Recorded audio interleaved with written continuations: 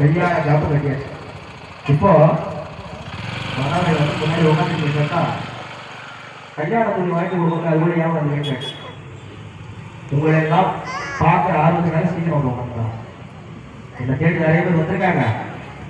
நான் மெதுவாக வந்தா எப்படி நான் தான் முன்னா தருவணும் சொல்லி சாமி முன்னாடி உட்காந்தேன். பரவாயில்ல, இப்போ கூட நான் போட்டு கட்டிக்கிறேன்.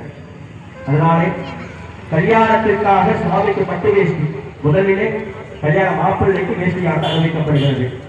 ஓம் ராஜாதிராஜாய பிரசக்ய சாகினே நம வடம் வைஷ்ணவனாய குருமஹே சமேபா காமகாமாய மஜ்ஞோ காமேஸ்வரோ வைஷ்ணவனோ ததாது कुबेराय वैश्रवणाय महाराजाय नमः.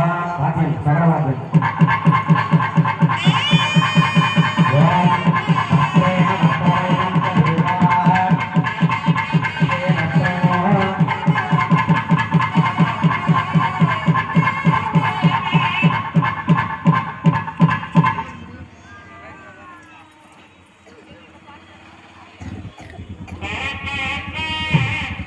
அப்போது சுவாமிக்கு பொண்ணு மாப்பிள்ளையும் பட்டு வேஷ்டி பட்டு போட ரெடி ஆயிட்டாங்க. இப்போ எம்பெருமானுக்காக இன்னொரு விஷயம் பண்ண போறோம். ஐயா கையில வச்சிருக்காரு பேருங்க போறோம். ஏன் போடுறோம்? எல்லா கல்யாணம் அப்படின்னு போடுறோமா? உங்க கல்யாணம் ஊருக்கு சொல்லுங்க. ஏன் போட்டுருக்காரு? அதாவது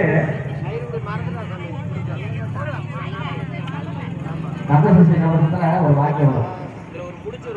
முப்பது இந்த முடிச்சு பேர் முடிச்சு அப்படின்னு.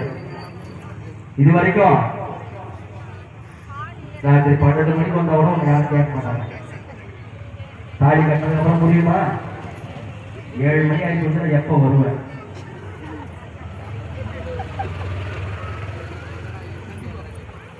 ஏழு மணி ஆச்சுன்னா எப்போ வருவேன்? இங்க இருந்து ஜானகி பொறுத்ததுக்கு வரணும்னா 20 நிமிஷம் ஆகும். டிராபிக் ஆகும். 2 நிமிஷம் வீட்டில் இருக்கும். வழியில் எங்க போனேன், எங்க வந்தேன்? அந்த கேள்விகளுக்கெல்லாம் இடம் கொடுக்காம வாழ்க்கையினுடைய நிதர்சனம், வாழ்க்கையினுடைய வட்டத்தை, இந்த வட்டத்தை விட்டு செய்யக்கூடாது, இந்த முடிச்ச விட்டு இதுக்கப்புறம் நீ வெளியில வரக்கூடாது. கூடுதோ குறையதோ நல்லதோ கெட்டதோ பக்கத்துல உட்காந்து மகராஜோட எல்லாம் சரியா போச்சு அப்படின்னு சொல்லி ஈட்டு பிடிச்சி காட்டுறதுதான் இந்த பொருள். இப்ப என்ன பண்ண போறோம்? நம்ம சுவாமிக்கு பூவிழாடு அறிவிக்கப்படுகிறது. 30 மாறும் சுவாமியுடைய மாறு வச்சுட்டா 3 தண்ணி போட்டுருந்தான். மா பல வாழை என்று சொல்லக்கூடிய சுவாமியுடைய உடம்பு வச்சுருந்தான்.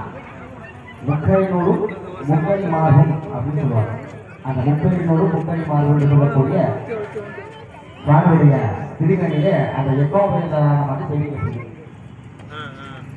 ஓம் யக்ஞேன யக்ஞமய வந்ததேவா தாரிதர்மாய பிரபமானாய தேவதாரி மகிமானாய யக்ஞமூர்வா சத்யதேவா.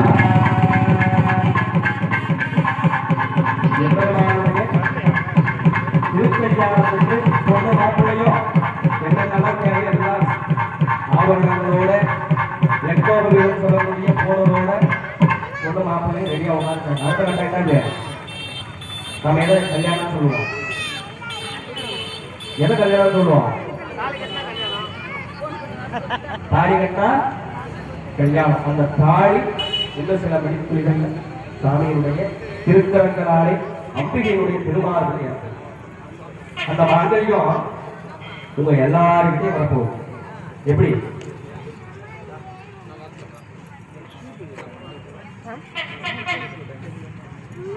எல்லாருமே வரப்போம்.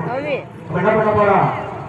திருமாங்கல்யத்தை எல்லாரும் தொட்டு கும்பிட்டு என்ன பிரார்த்தனை பண்ணி போறோம்? அம்மா தாயே பராசக்தி அங்கைய கண்ணி ஒரு ஆம்பசாமி கூப்பிடுவாங்க. யாரை கூப்பிடுவோம்? அவ்வளவுதான் பெற்றவன். அம்மா தான் மூத்த மகனுக்கு ஓடி வருவான்.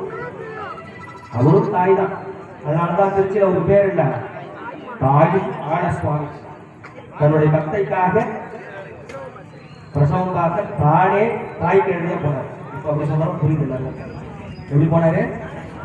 மருத்துவம் பார்க்கக்கூடிய மருத்துவச்சி கிழமையாக சென்று மருத்துவம் பார்த்தார். அத்தகைய மாத்திரு கோதேஸ்வரம் சொல்லக்கூடிய தாயும் ஆனவர். ஆனாலும் நாம யார வேண்டும்னா பராசக்தி அன்னையை வேண்டிதான் எப்படி பிள்ளைகிட்ட பார்த்துட்டா எப்படி பார்க்க முடியும். அந்த மாதிரி சுவாமியை என்ன வேண்டுகிறோம் எல்லாரும், நீ எப்படி தீர்க்க சுமங்கலியாக இருக்கிறாயோ